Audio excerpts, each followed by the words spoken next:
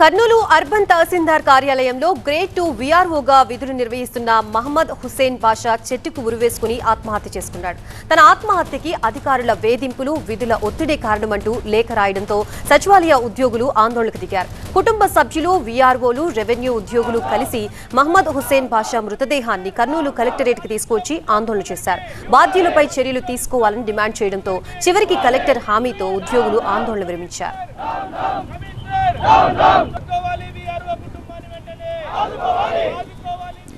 రెడ్డిగా హుస్సేన్ మృతికి నిజంగానే పని ఒత్తిడే కారణమా? అసలు సచివాలయ ఉద్యోగులు ఏమంటున్నారు? కలెక్టర్ ఎటువంటి హామీలు ఇచ్చారు? పూర్తి డీటెయిల్స్ తో మా ప్రతినిధి నాగ్ సిద్ధంగా ఉన్నారు. నాగ్,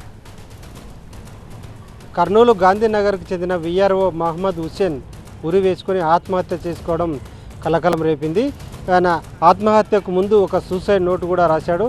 అందులో క్లియర్గా ఏముందంటే తనకు అధికారుల నుంచి వేధింపులు ఎక్కువయ్యాయి, పని ఒత్తిడి కూడా విపరీతంగా పెరిగిందని చెప్పి సూసైడ్ నోట్లో కూడా రాశారు.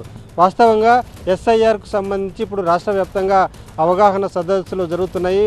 ఉద్యోగులందరికీ కూడా ట్రైనింగ్ కూడా ఇస్తున్న పరిస్థితి ఉంది. దీనిపై అవగాహన సదస్సులకు సంబంధించి ఉద్యోగుల్లో చాలా ఒత్తిడి పెరిగినట్టుగా కనిపిస్తుంది. ఈ ఒత్తిడి తట్టుకోలేకనే తాను ఆత్మహత్య చేసుకుంటున్నట్లు కూడా సూసైడ్ నోట్లో మహమ్మద్ హుస్సేన్ రాయడం జరిగింది. అయితే ఈ మహమ్మద్ హుస్సేన్ ఆత్మహత్యను నిరసిస్తూ సచివాలయ ఉద్యోగులు పెద్ద ఎత్తున ఈరోజు కర్నూలు కలెక్టరేట్ వద్ద నిరసన కార్యక్రమాలకు దిగారు, ధర్నా చేశారు. మహమ్మద్ హుస్సేన్ మృతదేహంతో వాళ్ళందరూ కూడా కలెక్టరేట్ ముందు ధర్నా నిర్వహించడం జరిగింది. మెయిన్ రోడ్డుపై ధర్నా చేయడంతో కర్నూలు నగరం అంతటా కూడా ట్రాఫిక్ స్తంభించిన పరిస్థితి ఉంది. వేలాది వాహనాలు పూర్తిగా స్తంభించిపోయాయి. దాదాపు 3 గంటల పాటు నిరవధికంగా ధర్నా చేయడంతో నగరం అంతా కూడా స్పందించింది. ఎట్టకేలకు ఈ ఉద్యోగుల ధర్నాకు సంబంధించి కలెక్టర్ డాక్టర్ సిరి కూడా స్పందించారు. ఉద్యోగ సంఘం నేతలను, కుటుంబీకులను తన వద్దకు పిలిపించుకొని వారితో మాట్లాడారు. ప్రభుత్వం దృష్టికి ఈ విషయాన్ని తీసుకెళ్లాము. బాధితులకు ఉద్యోగంతో పాటు ఇంటి స్థలము, తర్వాత ఆర్థిక సహాయం కూడా చేస్తామని వాళ్ళందరికీ కూడా హామీ ఇవ్వడం జరిగింది. దీంతో బాధితులు తమ నిరసనను తాత్కాలికంగా విరమింపజేశారు.